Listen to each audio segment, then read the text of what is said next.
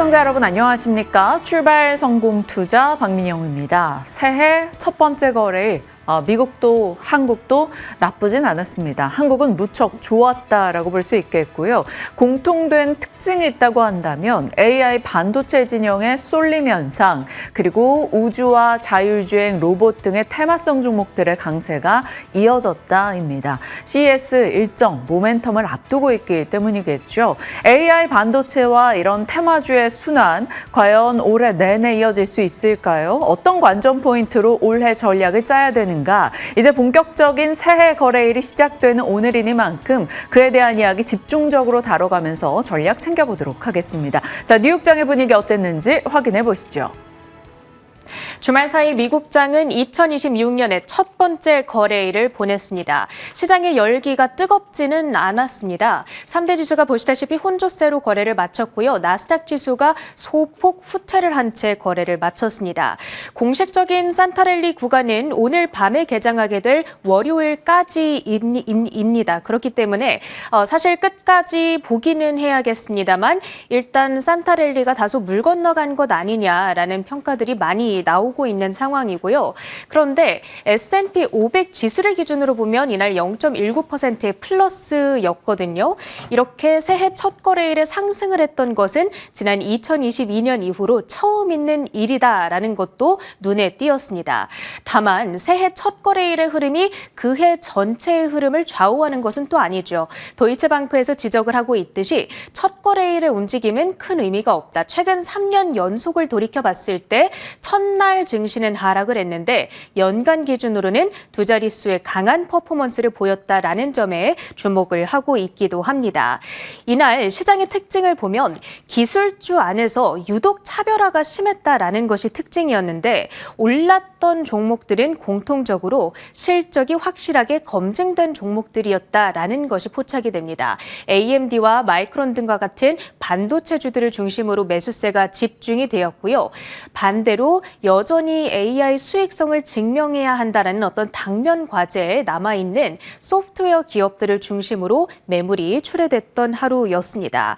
거기다가 옵션 시장에서 반도체주들을 중심으로 콜옵션 매수가 급증한 점, 그리고 추세를 추종하는 CTA 펀드 등의 알고리즘 매매, 그러니까 이렇게 주가가 상승할 때는 매수 시그널이 가속되는가 하면 주가가 빠질 때는 매도 시그널이 가속이 되는 이 알고리즘 매매가 차별화를 더 심화시켰다라는 진단들도 전해지고 있습니다. 그렇다면 종목들의 흐름 조금 더 자세하게 확인을 해보시죠. 일단 소프트웨어, 새로운 이슈가 부재했던 가운데 특히나 밸류에이션이 높아서 부담감을 안고 있는 종목들 이날 하락세를 안아갔습니다. 팔란티어의 주가가 5.6% 급락했고요. 마이크로소프트의 2%대 하락도 같은 맥락으로 진단을 하고 있습니다. 그랬던 반면에 오늘 우리 증시에 이 부분이 좀 힘을 실어줄 수 있을까요? 마이크론의 질주가 정말 대단합니다. 이날도 10.5%의 추가적인 급등으로 연출이 됐습니다. 특히나 투심을 자극했던 것은 번스타인 측에서 목표 주가를 기존의 270에서 이제는 330달러까지도 높여 잡고 있거든요. 1분기에도 D램과 낸드 가격 상승이 지속될 것이다라는 점을 반영하고 있다라는 부분입니다. 그 밖에도 웨스턴 디지털이라든지 샌디스크와 같이 메모리, 저장 장치를 만드는 업체들의 주가가 함께 강세를 연출했다는 점도 눈에 띄었고요. 그 밖에 반도체 그리고 반도체 장비주들의 질주도 이어졌습니다. 지난해에 30% 넘게 급등했던 엔비디아 이날도 1.3% 상승하면서 강세를 빌드업해가는 움직임, AMD도 4%대, TSMC 역시도 5%대 급반등으로 진행이 됐습니다. 그랬던 반면에 테슬라의 퍼포먼스가 좀 아쉬웠죠. 4분기 인도량이 발표가 됐는데 일단 예상치를 미달하기도 했고 그리고 2년 연속 연간 기준 감소세를 그려가고 있습니다. 물론 테슬라에 투자하는 많은 분들께서는 지금 로봇이라든지 FSD와 같은 미래 사업에 훨씬 더 크게 베팅을 하고 있는 것이 사실입니다만 어찌됐든 인도량이 부진하게 계속해서 나오고 있다 보니까 실적에 대한 불안감이 자극되고 있다는 점 주가에 압박을 가하고 있습니다. 트루이스트는 이러한 이유를 들면서 목표 주가를 살짝 내려잡기도 했습니다. 이제는 439달러까지 바라보고 있다는 점도 체크가 필요하고요.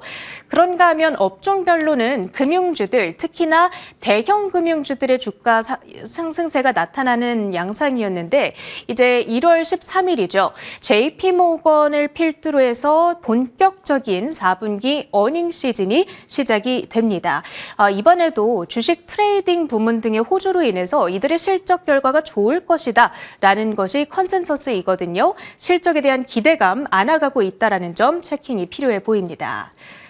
자, 그런데 이제 테슬라를 보유하고 계신 분들께서는 최근에 주가가 왜 이렇게 오랫동안 맨날 빠지는 것 같지? 이런 기분을 느끼셨을 수도 있습니다. 그렇다면 그 느낌이 정확합니다. 왜냐하면 테슬라의 역대 주가 흐름의 히스토리를 돌이켜보면 7일이 역대 최장 기간 하락이고요. 그리고 지난 금요일을 기점으로 해서 다시 한번 7일간의 연속적인 하락 흐름을 그렸기 때문입니다. 지금 여기 보이는 이 검정색 바 그래프가 테슬라의 역대 이 최장 하락 일수를 보여주고 있는 것이고요. 보시다시피 7거래일 동안 하락한 것이 가장 오랫동안 이 최장 기간이다라는 점을 확인할 수가 있습니다. 그렇다면 이제 중요한 것은 그 이후의 주가가 통상 어땠을까 하는 부분일 텐데 이 아래에 있는 자료를 보시면은요. 1일 후에는 반드시 100%의 확률로 주가가 1.5% 평균적으로 상승했더라라는 것이 과거의 통계가 되겠습니다. 하지만 2일 후, 3일 후, 4일 그리고 일주일 이후까지는 어떤 명확한 이 등락의 통계가 잡히지는 않고 있는 모습이고요. 2주 후부터는 역시나 또 100%의 확률로 13%대에 반등한다라는 특징이 있습니다.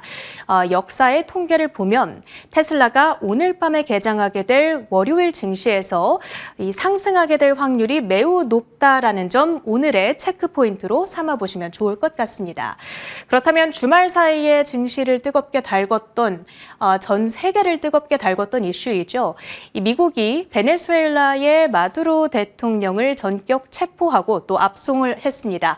그렇다면 우리는 증시로의 영향이 어떻게 될 것인가 이 부분을 가늠해 보는 것이 중요할 텐데요. 트럼프 대통령은 정권 이양을 하겠다라는 의사를 밝혔습니다. 거기에다가 미국의 석유 기업들을 베네수엘라로 진출을 시킴으로써 이곳의 인프라를 재건하겠다라는 의사를 밝힌 상황입니다. 중요한 포인트는요.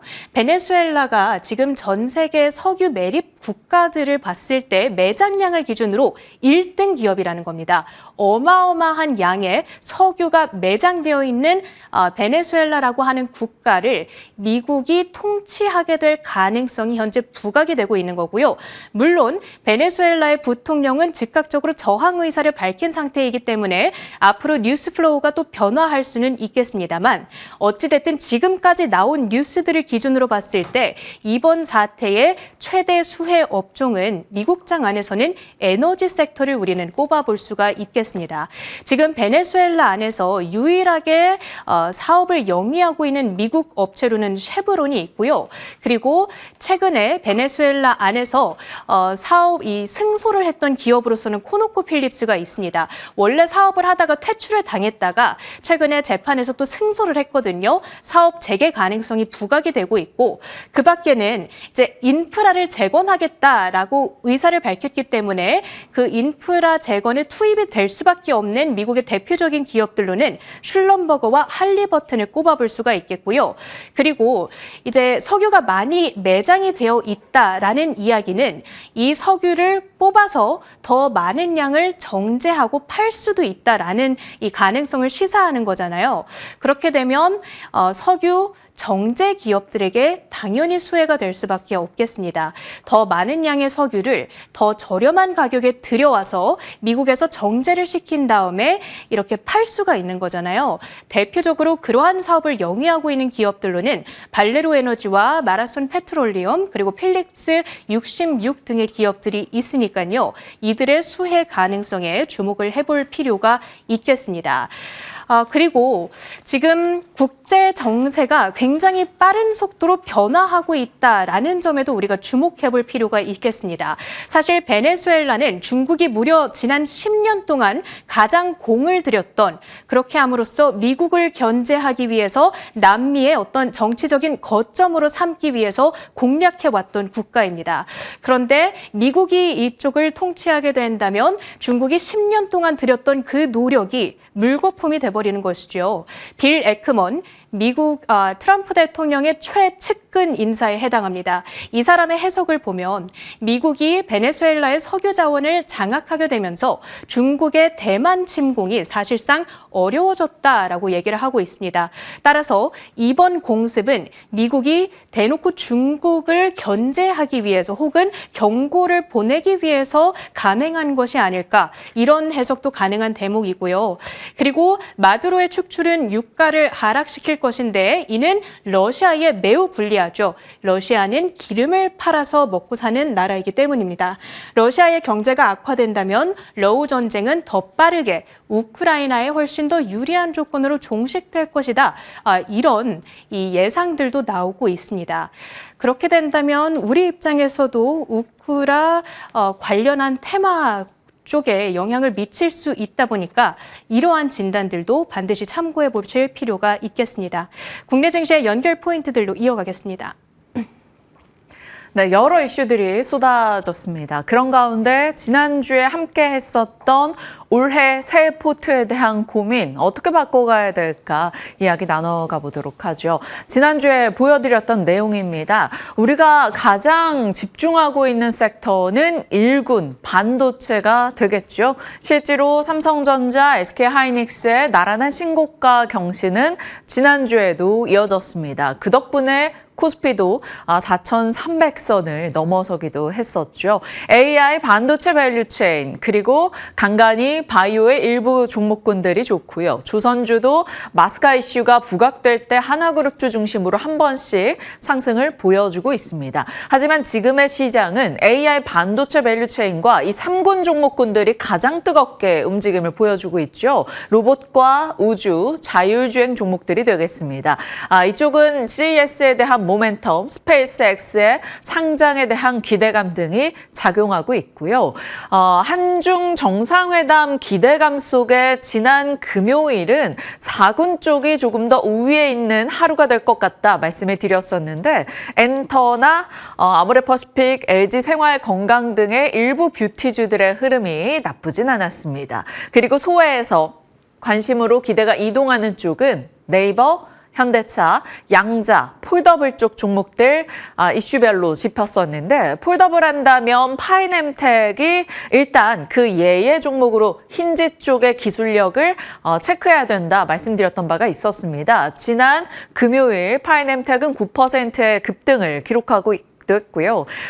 시세 측면에서는 미국에서 체킹을 해야 되는 게 바로 양자 종목들이고 한국에서는 약간 테마성 종목들만 움직임을 보이고 있죠. ICTK 같은 경우도 야곱야곱 상승을 키워나가고 있긴 합니다만 조금 더 지켜보면서 CES에서 양자 파운드리 관련한 얘기가 어떻게 나오는가를 살필 필요는 있어 보입니다. 네이버, 현대차도 대형 종목군 내에서 소외단에서 주목받을 한 해가 될 수 있을지 지켜봐야 되겠습니다. 자, 오늘은 1군과 3군의 이슈가 조금은 더 많았었기 때문에 관련한 내용들 정리해 보도록 하죠. 자, 지난 금요일 어땠는지 한 번 더 복귀해 보겠습니다. 양지수 모두 시원하게 새해 첫 번째 거래일을 쏘아줬죠. 2% 이상씩 올랐습니다. 자, 코스피와 코스닥 상승에 가장 큰 힘이 돼준 섹터는 바로 AI였습니다. 반도체와 전력기기가 일어서면서 이날 지수 상승에 힘을 보탰죠. 삼성전자 신년사를 주목하자라고 말씀드렸는데 삼성전자 신년사에서 삼성 is back이 나왔죠. 다시 한번 반도체로서 삼성의 입지를 저력을 보여주겠다라는 의지가 담겨 있었고요. HBM 경쟁력 회복에 대한 기대 언급이 있었습니다. 이번 주 삼성전자의 잠정 실적과 CES에서 삼성의 부스에서 어떤 말이 나오는가를 주목해야 되고요. 그 덕분에 삼성전자가 2002년 이후 최대 상승폭을 기록했던 게 바로 지난 금요일이 되겠습니다. SK 하이닉스도 나쁘지는 않았어요. 함께 가는 모습이 있었고요. 삼성전자 7%, SK 하이닉스도 급등하며 67만 원 후반까지 올라갔고요. 한미반도체, 원익 IPS, 유진테크 이런 장비주들도 같이 뒤따라갔습니다. 그와 더불어 변압기 쪽 종목도 같이 갔죠. 자, AI 밸류체인의 강세가 두드러졌었고요. 연말의 강자가 로봇과 우주였는데 연초의 강자도 이들이 될까요? 일단 좋은 시세 유지했습니다. CES 모멘텀 속에서 HL만도 강세 흐름 보여줬고요. 우주는 그날 스피어의 공시사항을 살짝 언급을 드렸었는데 스피어가 그 공시에 힘입어서 상한가로 거래를 마쳤고요. 민간 우주 시장의 성장의 신호탄이 될 것이라는 기대, 스페이스X의 상장 이슈가 있죠. HVM 혹은 세트라가이 우주 종목들 다시금 내달리는 모습이 눈에 띄었습니다. 자, 그리고 오랫동안 AI 진영에서 좀 소외됐던 게 소프트웨어인데요. 올해 AI 산업에 소프트웨어도 수혜를 볼 수 있을 것이다. 이런 일부 분석 등이 나오면서 AI 소프트웨어단에서 요즘 가장 핫한 종목이 바로 노타입니다. 노타의 연일 급등세, 지난 금요일도 21% 상승이었고요. 네이버도 대형 종목 내에서 조금 회복의 신호를 보여줬고요. AI가 도입돼서 기업의 사업이 훨씬 더 빠르게 진행될 수 있다는 기대감이 일부 게임주로 유입되기도 했습니다. NC소프트 이런 종목들 마찬가지죠. 지켜봐야겠습니다. 자, 그 밖에 특징주로는 셀트리온의 급등, 호실적을 예고하기도 했죠. YOY 기준으로 100% 이상 실적이 늘어날 것이라는 기대감이 작용됐고요. 일라이릴리와 CMO 사업에 대한 이슈도 영향을 줬습니다. 그리고 대통령의 방중 일정을 앞두고 한한령 해제 기대감에 올라간 종목들이 있었고 2차 전지는 업황 불안 이슈가 계속되면서 떨어졌습니다. 이것이 바로 지난 금요일 새해 첫 번째 거래일에 대한 요약입니다. 자, 2026년 반도체 분위기가 좋다라고 말씀을 드렸었죠. 그날의 내용 한 번 더 복기를 해보죠. 삼성전자는 CES와 8일 잠정 실적 이벤트를 기다리고 있는 가운데 실적에 대한 기대치가 계속 높아집니다. 4분기 영업이익 20조 이상을 내다보기도 하는데요. 이런 수치도 중요하겠지만 전체적인 업황 파이가 커지고 있다는 점에 시장은 주목하고 있고요. 그렇기 때문에 SK 하이닉스도 함께 갑니다. SK 하이닉스는 ADR 모멘텀이 아직 살아있는 가운데 9일에 조회 공시 답변 시한입니다. 그래서 이날 ADR 관련한 얘기가 어떻게 나오는가에 따라서 외국인의 수급 유입 여부가 더 이어질 수 있을지 나올 것 같습니다. 같이 체크해 나가도록 하죠. 아직 삼성전자와 하이닉스의 시세가 너무나 좋고 시장의 중심에 자리하고 있기 때문에 1월 내내 이 흐름이 이어질 수 있을 것인가 주목해 봐야겠죠.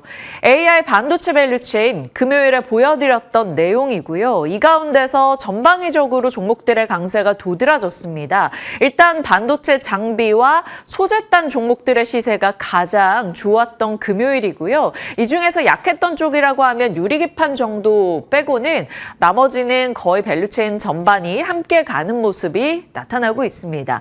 작년 2025년 초에는 사실 유리기판이 핫테마였었는데 지금은 조금 소강 국면에서 잠잠하게 진행이 되고 있습니다. 다시 살아날 뭔가 계기가 있을지 그 계기가 나온다면 저희도 소식 같이 전달드리도록 하죠.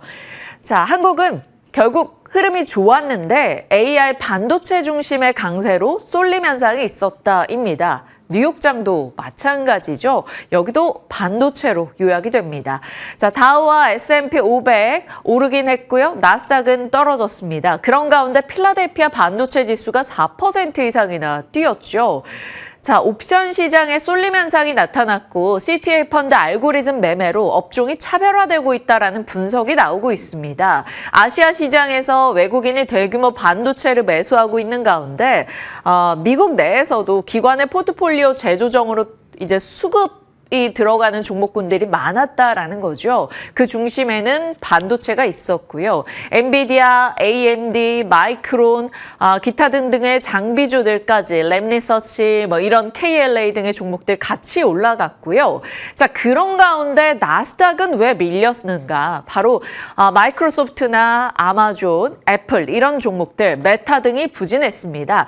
AI 반도체, 하드웨어 쪽에 집중되는 쏠림 현상이 있었고 반대로 소프트웨어 단에서는 그로 인한 수급의 빼앗김 현상이 나타났다라는 거죠. 그래서 마이크로소프트, 아마존, 메타 등에서는 오히려 AI로 인한 비용이 너무 많이 드는 게 아닌가 여기에 대한 부담이 나오면서 하락하기도 했습니다. 오로지 하드웨어, 인프라 단으로 조금 자금이 집중되는 모습이었네요. 자, 10년물 국채금리는 올랐습니다. 어느덧 4.2에 육박하고 있어서 이 부분은 조금 불편할 수가 있다라는 점. 채권 수요가 위축된 영향이라는 시각도 있고요. 금리 인하 시기가 계속 지연될 수 있다라는 얘기가 나오고 있습니다. 4.25는 굉장히 부담스러운 수치이기 때문에 지금 4.2에 육박하고 있는 10년물 국채금리의 추이는 조금 더 지켜볼 필요가 있습니다.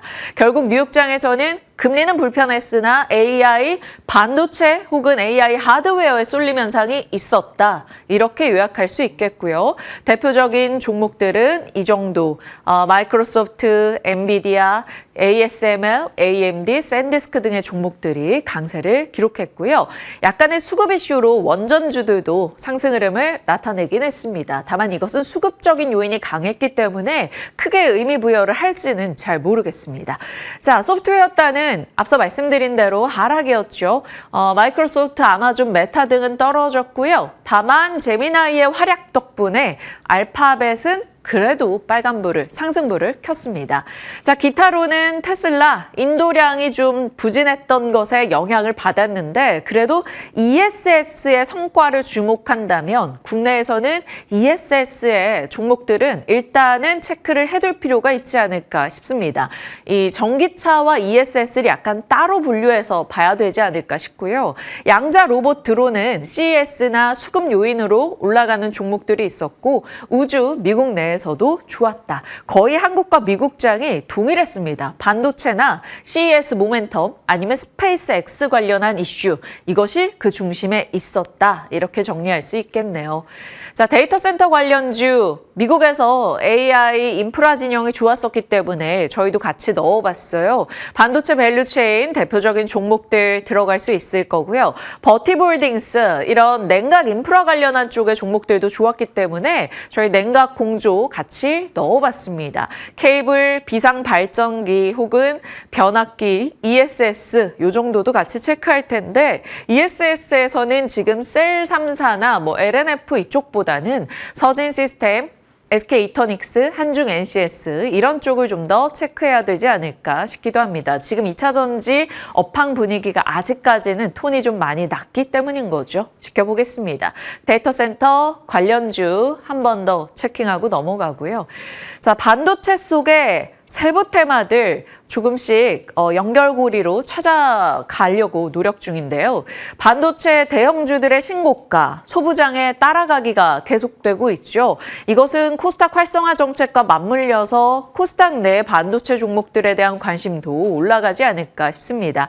실제로 신고가를 기록하거나 신고가에 다가가고 있는 종목들이 굉장히 많아지고 있죠.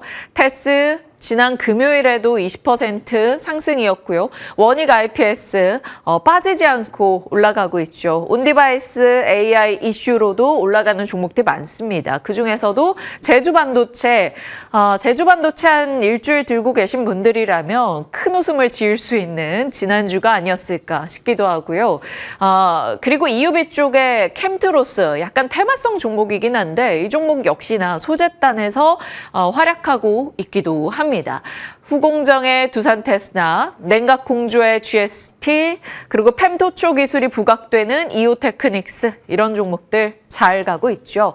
자, 그런 가운데 나스닥 100 지수 속에서 마이크론 못지않게 지난 주말 올라간 종목이 바로 ASML이 되겠습니다. ASML, 네덜란드 반도체 장비 업체이죠. 하이닉스, 마이크론, 그리고 삼성전자 등이 ASML의 장비를 사옵니다. 바로 노광 장비입니다. DUV 혹은 EUV 장비 업체 많이들 익숙하실 겁니다. EUV 장비에 대한 업그레이드가 계속 이뤄져야 되는 이유는요. 클라우드, 통신, AI, 로봇, 자율주행을 돌리려면 대용량 정보를 고속 처리해야 되고 비용 절감이 뒤따라야 합니다. 그런 과정에서 EUV가 당연히 필요성이 더 높아질 수밖에 없고요. 그래서 EUV 관련한 장비사들 좀 체크를 해야 되지 않을까라는 시점이 도달했습니다. ASML의 신고가 EUV를 자극할 수 있을지 EUV 쪽 종목들 넣어봤습니다. EUV는 반도체에서 노광 공정에 속하죠. EUV 포토레지스트 혹은 EUV 마스크, EUV 펠리클 관련해서 체크가 필요하고요. 그 외에 EUV 장비주들도 있을 겁니다. 보통 EUV 관련해서 우량주로는 SNS텍, FST 등을 꼽고 있고요. 소재에서는 동진세미캠, 그리고 약간 테마성으로 시장이 주목하는 게 캠트로스나 삼양 NC캠 등의 소재단의 종목들이 되겠습니다. 다만 시장에서는 요즘 워낙 우량주 혹은 기존의 대장주 이런 쪽에 집중을 하고 나름의 안정성을 갖고 가기 때문에 SNS텍이나 FST 이런 종목군 위주로 일단은 체크해 볼 필요가 있을 것 같고요. 만약에 빠른 매매나 트레이딩 관점으로 보시는 분들이라면 시장에서 지금 시세가 나고 있는 캠트로스 정도 를 확인해 보실 수 있겠습니다. 자, 순차적으로 반도체 진영의 내용이 확장이 된다면 ASML 혹은 EUV까지도 연결이 될까 싶어서 정리를 해봤습니다. 자, 이번에는 앞서 체린 앵커도 전달해 주셨습니다만 마두로 이슈 들여다봐야겠죠. 27년여간의 미국과 베네수엘라의 악연, 일단 마두로의 체포로 일단락되는 모습이었습니다. 자, 미국은 마두로가 범죄 조직을 운영하고 있고 미국의 치명적인 독극물, 마약 등을 의미하겠죠. 그동안 미국인들의 죽음을 초래했다라는 것을 명분으로 4일 베네수엘라를 공격했고 마두로를 체포했습니다. 그동안 베네수엘라는 미국에 대한 혐오를 적극적으로 드러냈던 바가 있었죠. 27년여간의 악연이라고 표현할 정도로요. 부시, 오바마, 그리고 트럼프, 과거 대통령 시절 때부터 미국의 엄청난 혐오감을 드러냈던 베네수엘라, 이 차베스 정권, 마두로 정권입니다. 미국의 제재 속에서 베네수엘라는 살인적인 인플레를 겪었고요. 식량난도 마주했죠. 그래서 베네수엘라에서 많은 이들이 주변국으로 엑소더스, 탈출을 감행했습니다. 그런 가운데 여러 가지 이민자 문제도 발생하기도 했고요. 트럼프 2기 행정부에서 베네수엘라를 공격하고 마두로를 체포하면서 일단 30여 년간에 지속됐던 악연이 일단락되는 모습입니다. 자, 그러면 트럼프 행정부에서는 왜 그랬을까요? 여러 가지 이유가 나오고 있습니다. 트럼프의 멀로주의, 미국의 지배력을 과시한 것이다. 이것이 중국이나 러시아나 다른 국가들, 이란 등을 견제하고 있는 것으로 평가되고 있고요. 특히나 그 중심에는 중국에 대한 견제가 있을 겁니다. 중국이 베네수엘라에 대출을 해주고 그것을 베네수엘라가 원유로 갚아가는 관계였었습니다. 그런데 그 부분에 대해서 트럼프가 고리를 끊어버리는 거죠. 아메리카 대륙에 대한 중국의 영향력을 차단하는 행위였다라는 평가입니다. 그리고 정말 화려했던 군사작전의 성공을 실시간으로 보여주면서 그동안 트럼프의 지지율이 조금 떨어진 것에 대한 회복을 노린 게 아니냐라는 시각도 있어요. 다만 이것에 대해서는 오히려 해외 군사 개입을 반대하는 지지자들의 목소리를 외면한 것이어서 오히려 역풍을 맞을 수 있다라는 시각도 나오고 있긴 합니다. 그리고 또 하나 베네수엘라 원유에 대한 미국의 노림수였다라고도 평가되고 있죠.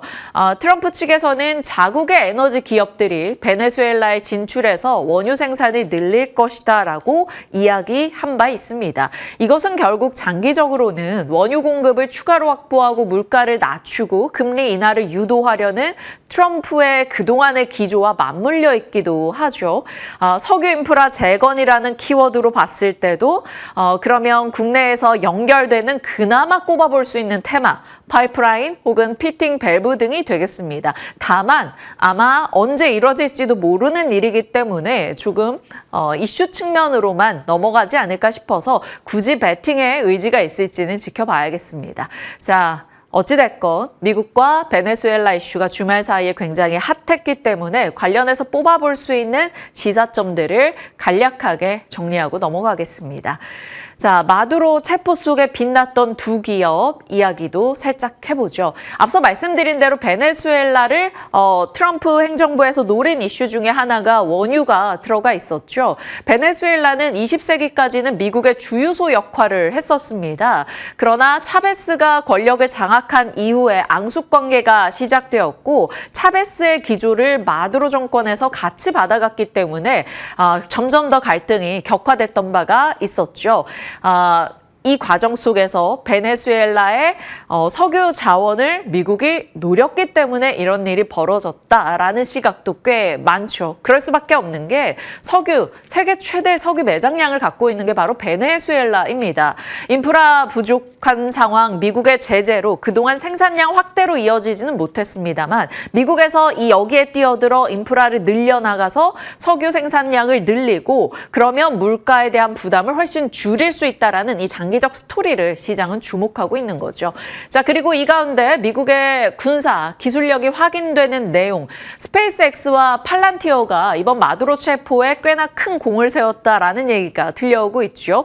스페이스X의 스타링크 위성으로 마두로의 위치를 실시간으로 추적하는 이슈가 있었고요. 팔란티어가 결국 마두로의 위치를 예측하고 분석하는 역할을 했다라는 소식입니다. 이 내용이 이들 두 기업에 영향을 주는 식으로 끝이 날까요? 아니면 그냥 이슈 측면으로 지나가게 될까요? 분명한 건 스페이스X 혹은 스타쉽 등의 위상이 높아지고 있는 타이밍에 우주라는 것이 지금 꽤 시장의 중요한 테마가 됐다라는 것은 살펴볼 만한 내용인 것 같습니다. 자, 분위기 파악하러 넘어가 보시죠. 전체적인 시장 나쁘진 않을 겁니다. 뭔가 크게 악재성 이슈가 있지는 않았거든요.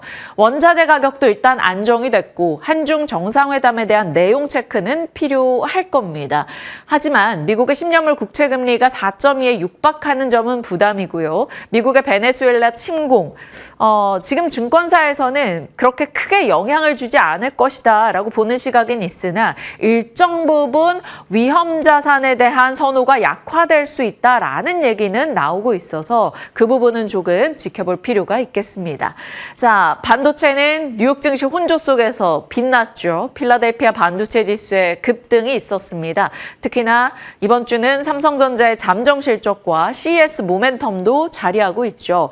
일정을 맞추고 약간 기계적으로 삼성전자 실적 보고 매도하는 혹은 CES 내용 보고 매도하는 기계적 매물이 나올 가능성은 염두에 둬야 될 겁니다. 다만 그것이 오히려 조정이 나오면 매매 전략으로 추가 매수 기회인지는 우리가 생각해 봐야 되는 포인트인 거죠. 자, 세부 테마로는 ASML발 EUV 관련주 그리고 반도체 팹 증설 속도가 앞당겨지고 있는 가운데 클린룸 관련주들도 있을 겁니다. 다만 시장이 애초에 반도체 두 종목과 그 중심을 쌓아나가고 있는 장비주, 한미반, 원익 IPS, 테스 이런 쪽을 주목하고 있다면 굳이 여기까지 갈지는 모르겠습니다. 자, 우주는 스페이스X 관련한 내용이 계속 확장되고 있죠. 인텔리안테크나 세트레가이 등도 우주 종목으로도 그 영향권이 넘어가고 있고요. 정부에서 AI가 아무리 빨라도 비포장도로에서 달릴 수 없다라는 표현을 썼습니다. 통신망에 대한 얘기가 될 텐데요. 우주도 지상국 통신망 구축에 대한 것을 같이 연결해 봤을 때 여러 산업의 교집합에 통신 장비가 들어간다라는 점도 이제 한번 체크할 시기인지 잠시 후 시간이 허락하면 전략을 짜보겠습니다. 그리고 CES 일정 앞두고 현대차 그룹에 대한 얘기가 연말부터 계속되고 있죠. 현대차 그룹과 엔비디아 협력이 확장되고 있습니다. 차량용 운영체제, 그리고 GPU 혹은 보스턴 다이내믹스가 엔비디아의 아이작을 활용해서 로봇을 학습시키고 있다 등의 내용이겠죠. 그래서 현대 오토에버, HL 만도, 현대 모비스, 슈어소프트테크, 클로봇 이렇게 현대차와 연결고리가 짙은 종목군들에 대한 체크가 우선적으로 필요한 시기입니다. 많이 오른 것에 대한 변동은 염두에 둬야겠으나 이들 종목군이 지속적으로 이슈 중심에 있다는 것도 명확하네요. 핫테마의 순환. 테마단에서 작년에 유리기판, 전고체, 양자, 로봇, 자율주행, 우주, 그리고 일단 통신 장비는 후보로 체크를 해보겠습니다. 양자는 CES 2016에서 양자에 대한 얘기가 어떻게 나오는가를 주목해야 되고요. 국내에서 많이 체크하시는 종목이 ICTK, 로봇과 자율주행에서는 현대차 그룹, 그리고 네이버도 로봇의 운용체제 사업에서 체크 넣습니다. 다만 로봇과 자율주행, 테마성 종목들의 체크가 더 필요하고요. 우주, 스페이스X, 그리고 전통의 방산주들도 이제 우주 종목으로 같이 봐야 되고요. 전고체 쪽이요. 모처럼 전고체 이슈가 나왔네요. 현대차 그룹이 전고체 배터리를 탑재한 전기차의 상용화에 속도를 내고 있다라는 소식입니다. 그러면 전고체 쪽에서 대표 종목은 이수 스페셜티 케미칼이 되겠죠. 이 종목이 반응을 하는가 여부 주목해 보시길 바랍니다. 그리고 이들 뒤에서 아주 느리게 오랫동안 대기하고 있는 게 바로 통신 장비인데 이런 통신 장비 종목들도 힘받는 순서가 오게 될까요? 거래량이 실리는 순간이 중요할 것 같은데 그 순간이 올 수 있도록 좀 지켜보도록 하겠습니다. 핫테마의 순환이었고요. 이번 주 일정입니다. 오늘 삼성전자 2026년 로드맵에 대해서 CES 오픈이 있고요. 엔비디아, AMD, CES 기조연설이 있을 겁니다. 이 내용 좀 주목하셔야 되겠고요. 6일 내일이 되겠죠. 본격적인 CES의 시작이 되겠습니다. 로봇 자율주행, 양자 등의 키워드이고요. 물론 당연히 반도체도 들어갑니다. 그리고 7일에는 여러 가지 미국의 경제 데이터 등 그리고 에버코어의 컨퍼런스 일정이 있는데 여기서는 전력의 키워드이고요. 목요일은 한국의 옵션 만기일이기도 하고 삼성전자의 잠정 실적 가장 중요합니다. 그리고 금요일엔 SK하이닉스의 ADR 추진 보도 답변 기한이죠. 그리고 대만의 TSMC 12월 매출 일정도 자리하고 있습니다. 반도체 투자자라면 알아두셔야 될 일정이 되겠습니다. 삼성전자 잠정 실적, TSMC, 그리고 SK하이닉스, ASML, 램리서치, 또 빅테크 기업들의 실적 발표 시즌 컨퍼런스 콜에서 AI에 대한 캐파 확장이 어떻게 나오는가 주목하시면 되겠고요. 엔비디아의 실적까지 2월 예정되어 있습니다. 본격적인 실적 시즌에 돌입하는 시기이기 때문에 실적에 키워드를 맞추셔서 내용들 체크해 보시길 바랍니다. 시장의 흐름들 살펴봤고요. 섹터 뉴스 들어갑니다. 미나앵커 오늘은 어느 쪽인가요? 네, 오늘은 엔터주를 준비해봤습니다. 뱅뱅뱅! 빵야, 빵야, 빵야. 이 노래 많이들 들어보셨을 것 같은데요. 제가 방금 부른 노래는 빅뱅의 뱅뱅뱅이라는 노래입니다. 그리고 이 노래는 중국에서 가장 인기가 많았었고 현재도 중국 클럽에서 가장 많이 나오고 있는 노래라고 하는데요. 그런데 최근에 중국과 관련되어 있는 호재성 이슈가 엔터주와 관련해서 터졌습니다. 이러한 헤드라인이 있었는데 이제 이재명 대통령이 시진핑 국가주석을 만난다는 내용이었고요. 1월 4일부터 7일까지 3박 4일 동안 국빈이 중국을 방문할 것으로 예정이 되어 있습니다. 그리고 그러한 기대감에 지난주 엔터주들의 주가 흐름도 굉장히 견조했는데 올 한 해 동안 엔터주가 주목받을 가능성이 많이 짚히고 있는 만큼 오늘은 엔터주에 대한 플랜 마련해 보도록 하겠습니다. 엔터주들의 전거래일 상승률을 먼저 확인해 보시죠. 사실 12월 중순 말부터 다시 한번 주가가 들썩이는 모양새를 나타냈는데요. 지난 금요일장 살펴보시면 하이브가 5% 가까이 상승했고요. YG엔터도 1.4%, JYP 엔터테인먼트 같은 경우에도 6%대 강세로 거래를 마쳤습니다.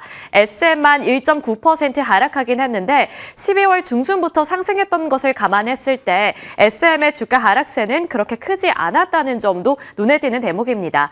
12월의 상승률은 더욱더 컸는데 그중에서 SM이 25% 가까이 상승하면서 가장 탄력적인 움직임을 보여줬고 또 현재를 기준으로 봤을 때 가장 많은 기대감을 안고 있는 하이브 10%대 강세를 기록한 바 있습니다. YG와 JYP 엔터테인먼트도 6%대 견조한 상승률을 나타내고 있는 상황인데요.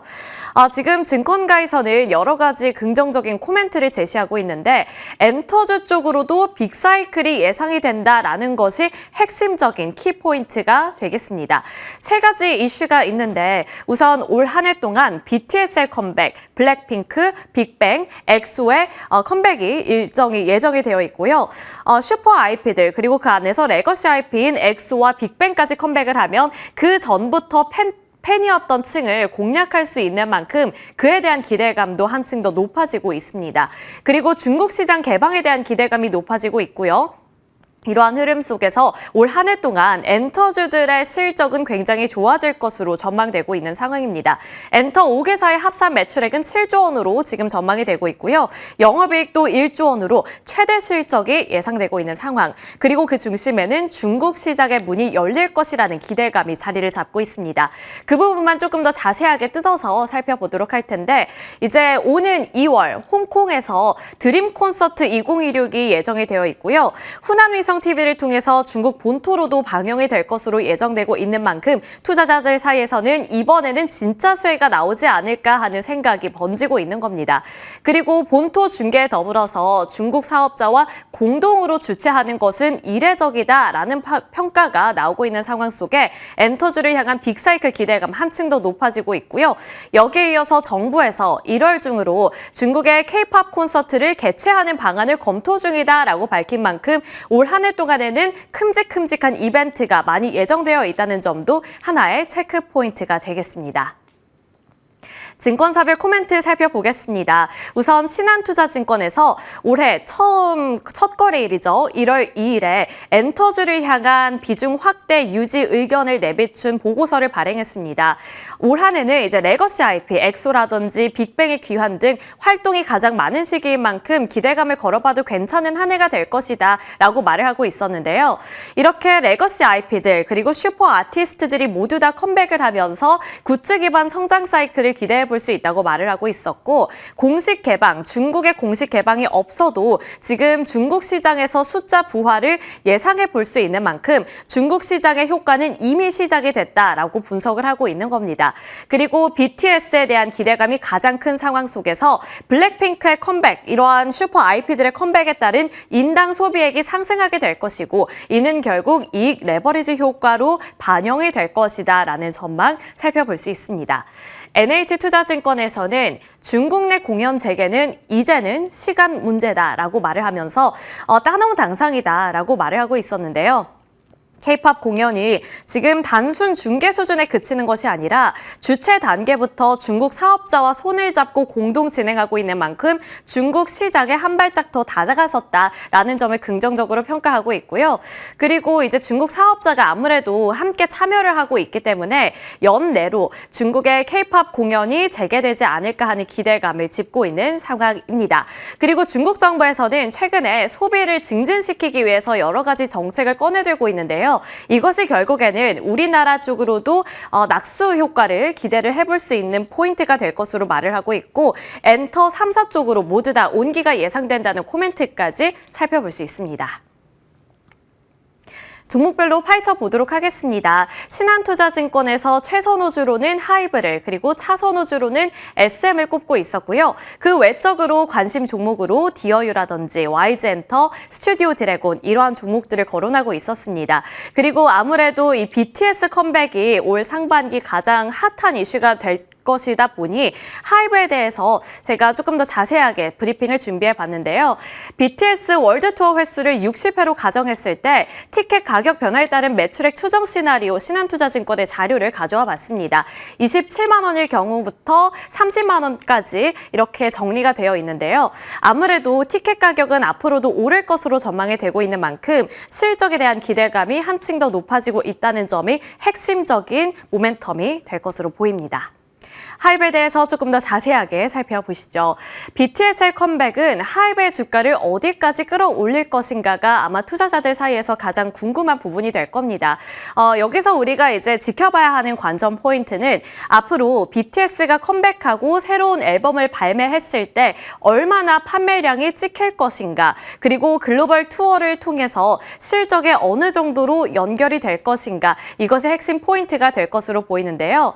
BTS가 이제 컴백 일자를 공식적으로 확인을 시켜줬습니다. 3월 20일 오후 1시에 정규 5집이 발매될 것으로 예정이 되어 있고요. 그리고 그때부터 월드 투어에 진입할 것이라는 기대감까지 높아지고 있습니다. 꽤나 구체적인 일정이 나온 건데 자세한 일정은 또 14일 오전 12시에 공지가 될 거라고 하네요. 그래서 거기서 또 새로운 이슈가 나오면은 그 다음 날 반영이 될 가능성도 있기 때문에 이러한 부분들도 참고해 보시면 좋을 것 같습니다.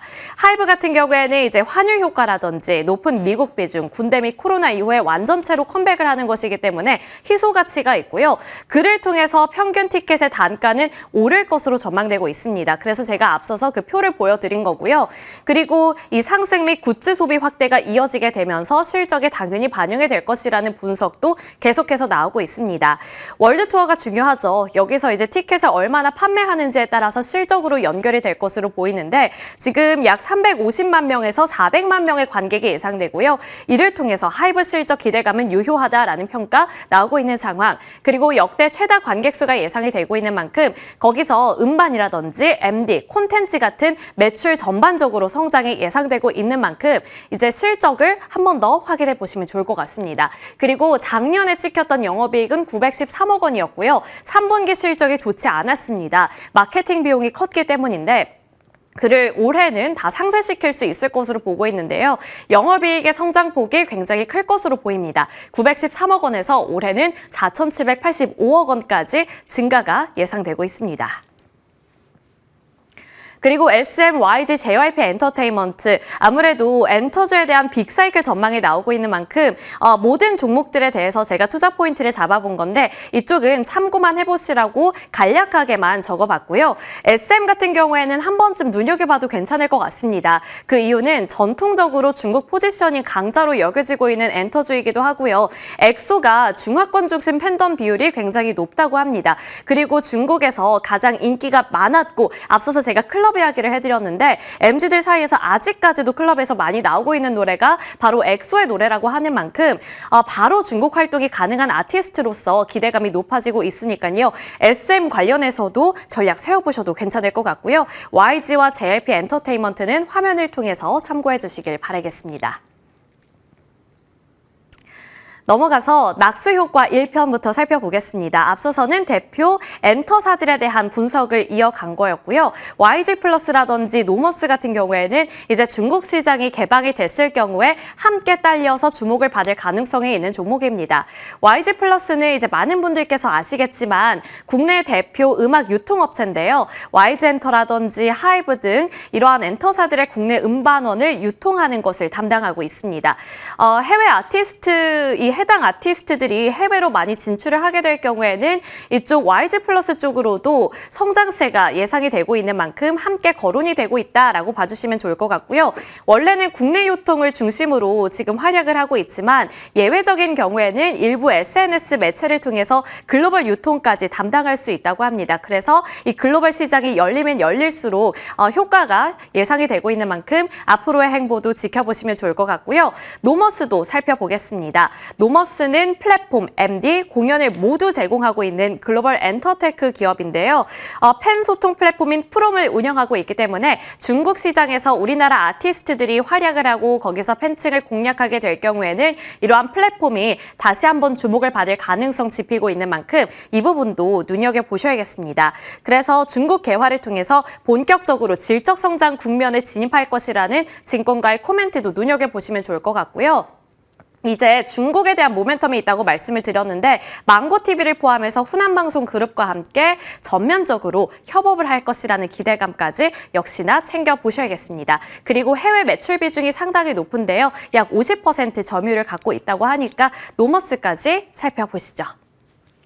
변수 하나만 짚고 넘어가겠습니다. 이제 엔터주들의 가장 큰 변수는 아무래도 열애설이 되지 않을까 싶은데요. 소속사가 열애설을 공식 인정할 경우에는 보도 하루 전부터 주가가 내리는 양상을 나타내고 있고 소속사가 열애설을 부인할 경우에도 보도 당일 주가 하락은 불가피하다라는 논문까지 나왔다고 합니다. 그리고 제가 여기에 SM과 하이브를 적어놨는데 뭐 SM 같은 경우에는 에스파, 예전에 카리나 열애설도 있었고요. 최근에는 하이브, BTS의 정국과 SM의 윈터 열애설이 불거지고 있는 상황인데 아직 공식적으로 인정하지는 않았습니다. 하지만 이 열애설이 불거진 이후에 한 3거래일 동안 개인 투자자들의 물량이 빠져나간 전적이 있기 때문에 이러한 부분들은 확인해 보시면서 변수에도 대비를 해보셔야 될 것 같고요. 열애 사실 공식 인정 2월 26일부터 사과문이 발표됐던 3월 6일 카리나의 경우에는 주가가 10.5% 하락한 경우가 있었습니다. 그래서 이번에도 SM과 하이브가 중국 시장 개방이라든지 엔터주 내에서 가장 많은 기대감을 안고는 있지만 열애설이라는 리스크를 동시에 안고 있는 만큼 그러한 리스크는 한 번쯤은 반영해 보셔도 좋을 것 같습니다. 자, 마지막으로 미디어 관련해서도 엔터주와 함께 관심을 가져보자라는 신한투자증권의 의견 나와 있고요. 그 안에서 스튜디오 드래곤이 가장 많은 관심 받고 있습니다. 작년 3분기 실적 구조 변화를 통해서 손익 저점을 시사하고 있다라는 점도 체크포인트로 남겨드리도록 하겠습니다. 자, 엔터주 빅사이클에 대한 기대감 높아지고 있는데요. 그에 대한 대응 전략은 과연 어떤 것일지 저희와 함께 찾아보시길 바라겠습니다.